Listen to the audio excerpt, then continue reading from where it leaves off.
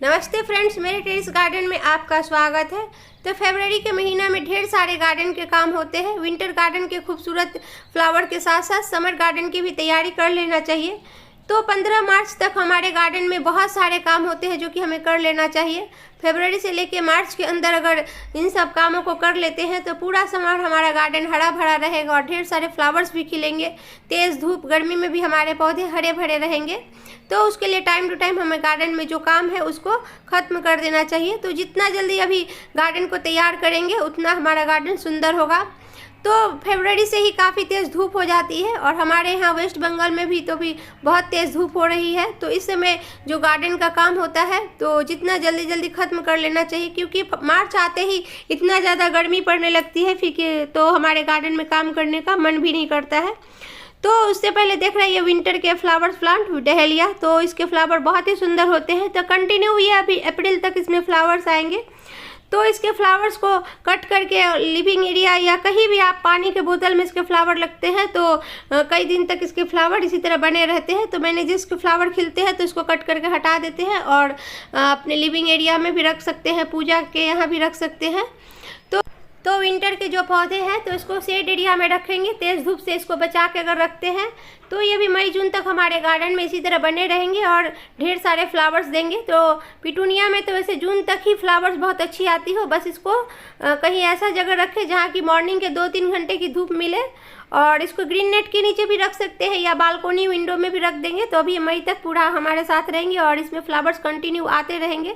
तो इसके flowers continue आते रहेंगे तो जिसके सूखे हुए फ्लावर्स को कट करके हटाते रहेंगे और टाइम टू टाइम फर्टिलाइज़र, इसमें लिक्विड फर्टिलाइज़र मंथ में 1-2 बार देते रहेंगे। तो अगर मिट्टी अच्छे से तैयारी किए हैं तो अभी इसको फर्टिलाइज़र नहीं भी देंगे तो भी ये हमारे गार्डन में इसके फ्लावर्स मई तक खिलते रहेंगे। और हैंगिंग बास्केट में लगे हुए पिटूनिया तो काफ़ी सुंदर लगते हैं।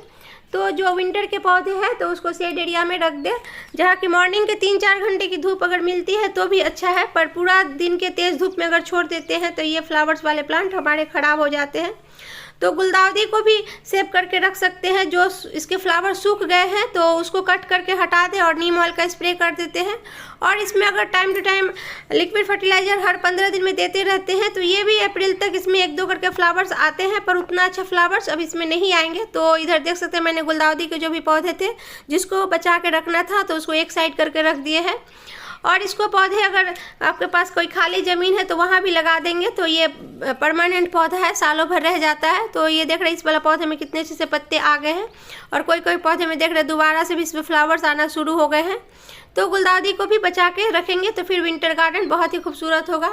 गुलाब को भी मार्च के बाद इसको भी ऐसे जगह रखें जहाँ की मॉर्निंग के 2-3 घंटे धूप मिले तो ये हमारे पूरा समर गार्डन में हरा भरा बना रहेगा। और इसको काफ़ी तेज़ धूप से बचा के रखते हैं तो ये भी तो परमानेंट पौधा है, सालों भर गार्डन में इसी तरह रहता है। नाग चंपा के पौधे देख रहे हैं तो ये काफ़ी लंबा हो जाता है तो ये सही टाइम है जबकि इसको प्रूनिंग कर देंगे। तो देख रहे हैं प्रूनिंग करके कितने सारे इसके ब्रांचेस निकले हैं। तो सबके कटिंग अभी लगा देंगे तो ढेर सारे नाग चंपा के पौधे बन जाएंगे। नहीं तो आपके आसपास कहीं नाग चंपा के पौधे हैं तो उसके कटिंग ला के इस टाइम लगा सकते हैं। तो इसको जिस दिन कटिंग करेंगे उस दिन नहीं लगाए, दूसरे दिन लगाए, क्योंकि इसमें वाइट कलर के जो शेप निकलते हैं तो उससे हमारे पौधे उस दिन अगर लगाते हैं तो सक्सेस नहीं होते हैं। तो कहने का मतलब जो भी परमानेंट पौधे हैं तो उसकी ढेर सारे कटिंग लेके आप लगा सकते हैं। तो कटिंग लगा के एक पौधे से कई सारे पौधे इस टाइम बना सकते हैं। तो जो हमारे परमानेंट पौधे हैं मोगरा के हालत देख रहे हैं तो इसको भी कटाई छटाई करके सब में फर्टिलाइज़र देने की ज़रूरत है और इसको जो रीपॉट की ज़रूरत है तो उसको रीपॉटिंग कर देंगे। तो काफ़ी दिन से अगर रीपॉट नहीं किया है तो ये रीपॉटिंग करने का सही समय है, क्योंकि काफ़ी तेज़ धूप में अगर पौधे को रीपॉट करते हैं तो पौधे हमारे शौक में चढ़े जाने की वजह से भी ख़राब हो जाते हैं।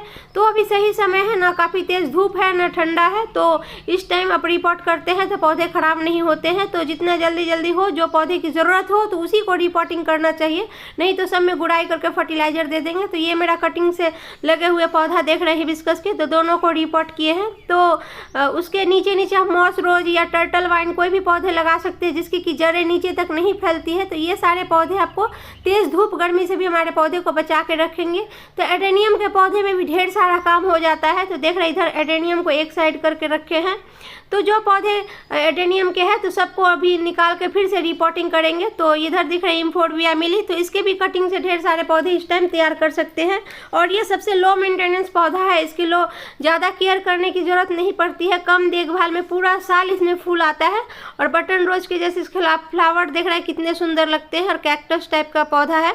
तो इन सारे पौधे की कटिंग अभी लगा सकते हैं, और एक पौधे से कई सारे पौधे आपके पास बन जाएंगे, या आपके आसपास कहीं भी इसके पौधे मिल जाए तो कटिंग करके ढेर सारे पौधे बना सकते हैं। तो इसे देख सकते बोगनविलिया को भी सबको प्रूनिंग कर दिए हैं।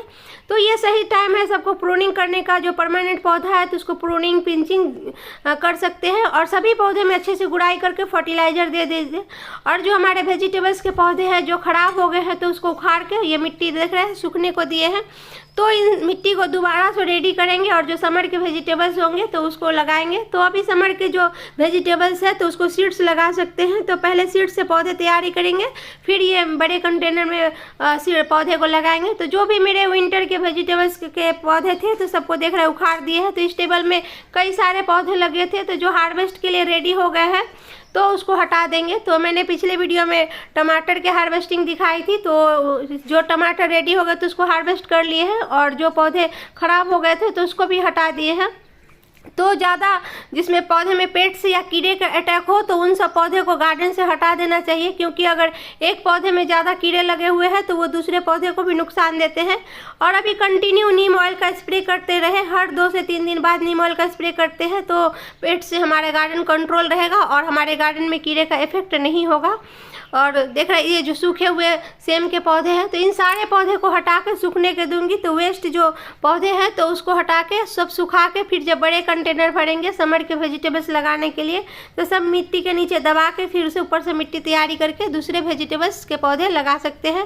बैगन का पौधा 1 से 1.5 साल आराम से चल जाता है। तो जितने भी अगर बैगन के पौधे लगाए हैं तो उसको पत्ते जो ख़राब हो गए हैं तो उसको कट करके हटा देना चाहिए। और इसमें मिलीबग्स का बहुत ज़्यादा इस टाइम अटैक हो जाता है तो नीम ऑयल का स्प्रे करते रहना चाहिए और गुड़ाई करके फर्टिलाइजर देते रहेंगे।